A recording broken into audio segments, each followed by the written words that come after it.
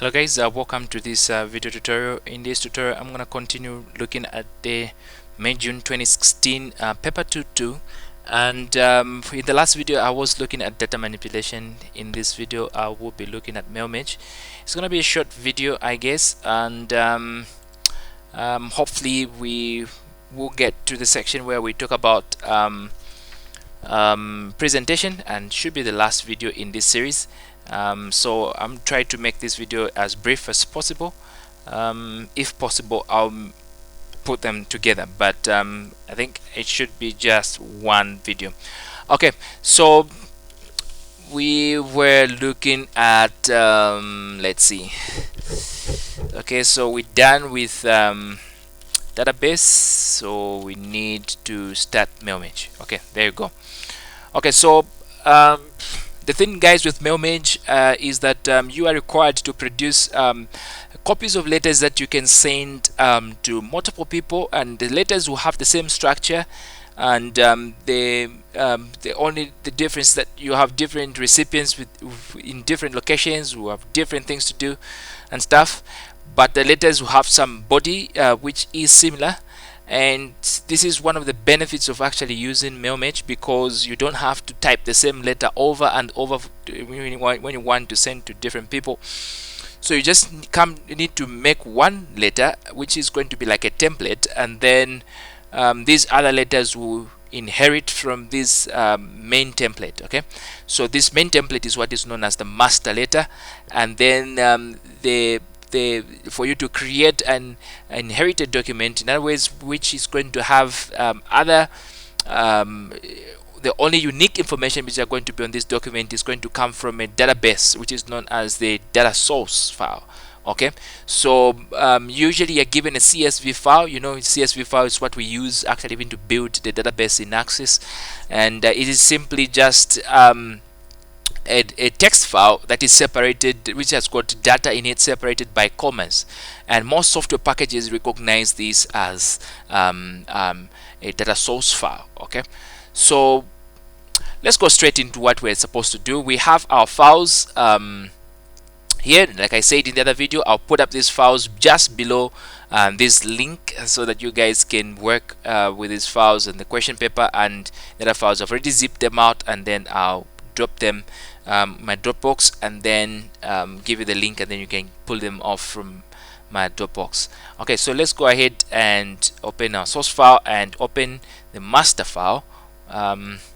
It says use the file jet226 letter.rtf as a master letter for the MailMage, and then jet226 clients.csv as the data source. Okay, so what I'm gonna do is just to I've opened this one as the master file, and then I'll go to mailings and then select recipient, use an existing list, and then browse on the desktop to my source file and pull the clients as the data source. Okay, so in the master letter, replace the date with a field to display DDD in the format. Okay, that format. So we go here and replace the date field. Okay, so let's replace the date field. I don't need the last part there, just that. So let's go to insert, quick part, and then field, and then just hit D on your keyboard to find date, and then date, then select the format. Now the format is the one that says let me just type something here. The format is the one that says day, month, and then year. Okay, now remember, D is supposed to be small letter, like that. Okay, so that's the format that we have been asked to do that. So you can go ahead and check which format is going to give you that. Okay, so I'm just going to escape from this, and then you'll be seeing the different formats there. So the format in question is actually this one, D, M, and then Y. Okay, and say okay. So there you go, the date is put there. And let's go back, insert the relevant merge fields from the data source to replace the text in the chevrons, and then that. Okay, so let's go back here, title, So go to mailings and then insert match field, title, then first name, search match field, first name, then you have last name, set match last name, then you also have add. Okay, just do that. I avoid to go past the last arrow because I don't want to start using the backspace to realign the addresses. Okay, because usually when you leave it like that with space at the end, what happens is that it pushes the last text that is below it, it's taken up, and then you lose that formatting. So I love to just put the last one there. Okay, so postcode and then title again, title, and then lastly put that. Okay, so this is last name. No, this is not lastly. Then we have office down here, so you need to make sure that all of them are actually put there. So that is there, office. Okay, so we don't have any other. Let's go back to the question paper. We've done that. So replace the candidate's name with your name. So go back here, candidate name, it's here. I'll replace it with Chikasa Evans. Please don't include the center number and candidate number here. We've just been told to include the name. Include center number and candidate number in the footer of the document. So let's go ahead and put that. Insert footer and then blank 3 column, and then center number is ZM556 and then candidate number is 0001. You don't really, they have not told us whether to put left aligned or right aligned, so anywhere you put that's still fine. Okay, so that is there. Proofread and spell check the letter. So go back to the letter. There are any corrections that are supposed to be made. Okay, so Tawara is simply a noun, so we don't need to change that. Okay, so I think this is fine, this is perfect. Okay, and then let's go back here and then save the master letter, display the field codes. Okay, and then place in your evidence document screenshot showing evidence of the format for the date field. Okay, so let's save this. Okay, save the master letter, and then let's get the date field. Okay, so the date field is the format that we use for the date field. You go to insert and then quick part and then field and pick up the date. Okay, and select the date that you used and then get a screenshot of this. Okay, so when you get a screenshot of this, like I said, Lightshot gives you this. The date format is, so it gives you this option to highlight that this is the date format, and you can even emphasize, hey guys, this is my date format. Okay, and then so get a screenshot of that, and I'm going to just go in my evidence document and let's go to the evidence document, date field screenshot. Okay, so remember guys, in the previous video we did paste a calculated formula for the database, so don't worry that it's not displayed. Remember, some of these things I'm not saving them, like I had to restart my computer abruptly and it didn't save this other part. So but if you want to check the evidence for this one, I did calculate it in the last video, and also evidence for the other parts as well, I did calculate them in the document production. I did explain why I didn't have evidence here, because I left my computer last night and I had to go and attend to my wife, and yeah, so by the time I was coming back I found there was no power and my computer went off, so it's still fine. Right, so let's go back to the question paper. So we've done the evidence, and then step 3, the letter is incomplete. You are required to enter some information regarding passwords. So give one example of a strong password. Okay, so let's go back here. One example of a strong password. Some of my students, they tell me that I've got some of the weird passwords in existence. Okay, so you don't need to have a weak password. So features will make password strong. An example of a strong password. Now a strong password, guys, is one password that is going to, let me just put this and write this maybe. Remember this, I'm not typing it on the text or on the document. I'm just using an explanation. A strong password contains lowercase letters. Okay, lowercase, oh sorry, supposed to be here. Where you? Okay, there you go. So contains lowercase letters, lowercase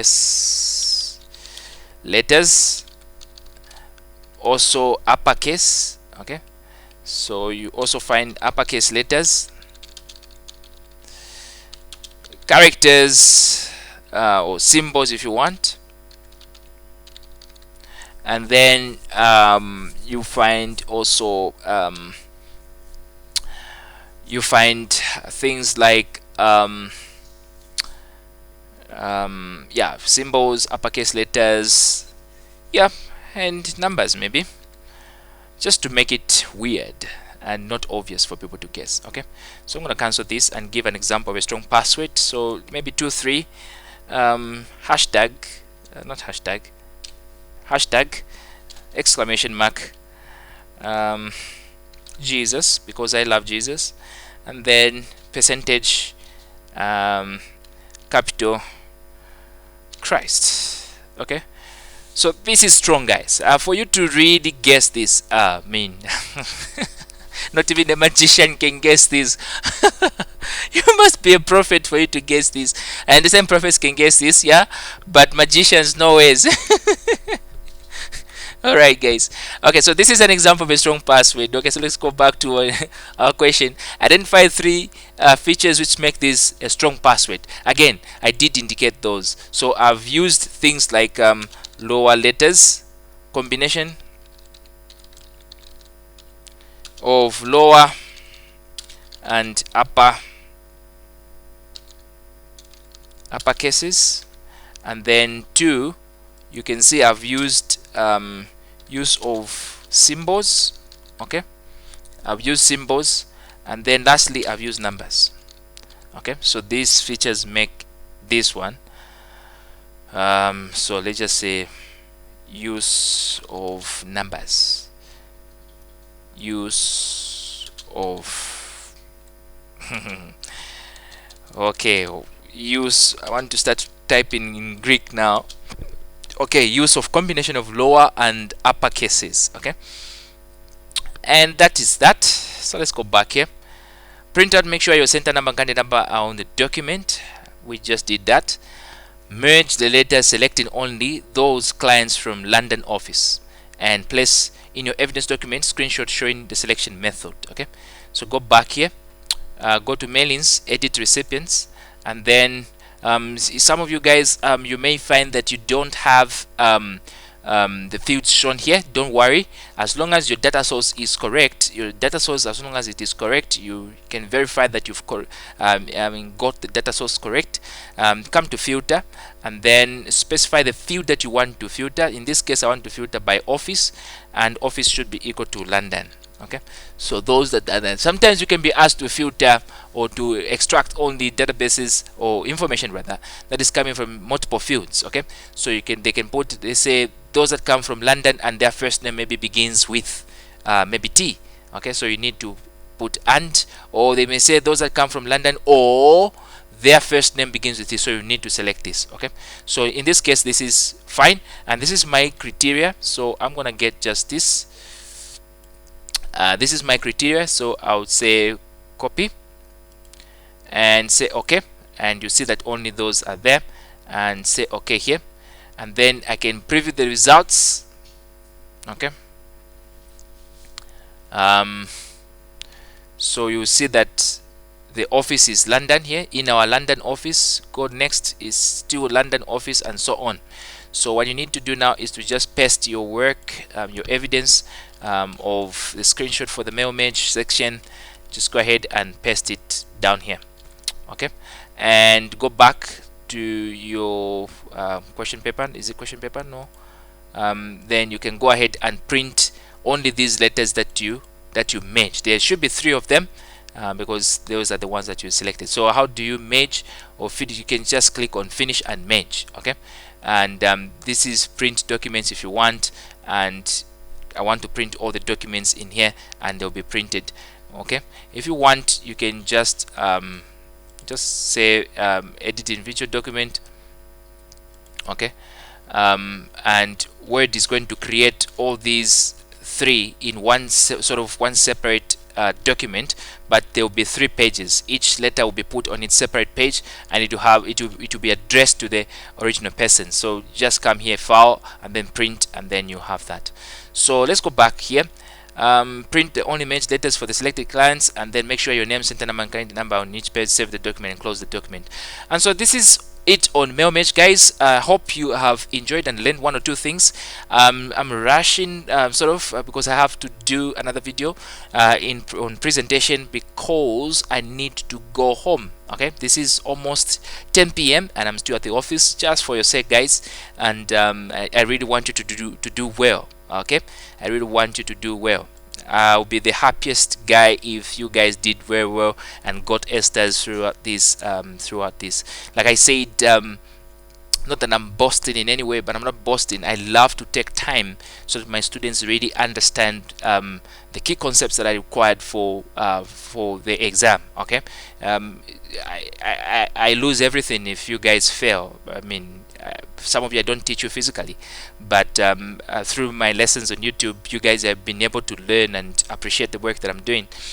But again, if I fail you again, I'll feel so bad, because that that is making my CV I mean, my CV dirty, because you guys just start coming with weird comments. Oh, I got an F despite watching your videos. I want you to come back like last year's guys. They came back on my YouTube channel, and they sent me all good testimonies of how they got S's in the exams and A's and all. And it was so exciting for me to really even talk to my colleagues here, my fellow teachers, how my channel has been of help to many of the students. Like I told you, last year for computer science, one of my students was the top in the world in computer science.